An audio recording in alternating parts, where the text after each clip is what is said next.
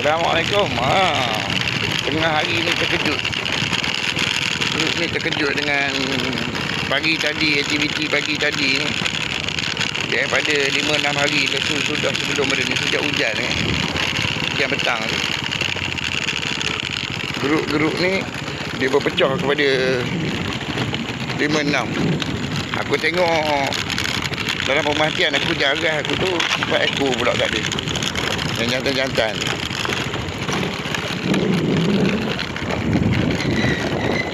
Dan jantan-jantan dia tak ada. Dia kan dah keluar daripada kandang ni. Yang besar-besar ni. Yang tanda telinga macam ni, warna putih tak ada. Ni tanda telinga warna macam ni. Ni tak ada telinga kan? Ada tanda telinga.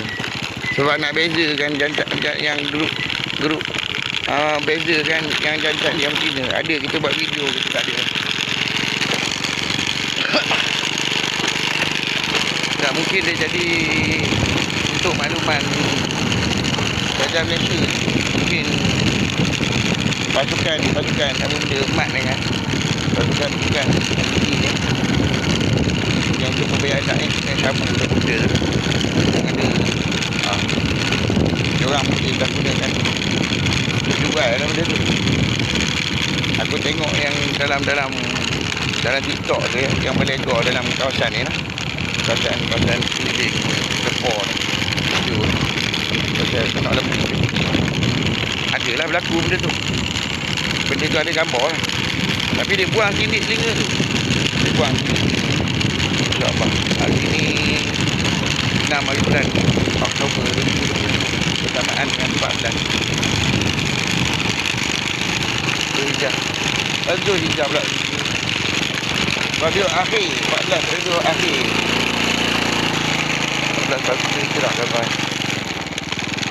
Okey. Yang anak hitam ni tak ada. Anak kecil ni 2-3 ekor ni tak ada. Aku dah tengok motor Legenda yang kena curi tu dekat rumah Pak Mentua lagi tu. Kan kejadian satu kes curi curian tu yang melibatkan mak ni. Dia kabur bini dia tu. Aku pun tak faham kita ni nak kena melayan ke dia ni. Mak Terencak ni, Mak Zaini. Lepas pada tu aku pula nak dibawa ke Wat Gila. Agenda Mi Toto ni. Boleh tak hantar satu pasukan ni yang dekat yang dia orang panggil ke mana? Ke Ipoh gitu untuk siasat dia ni.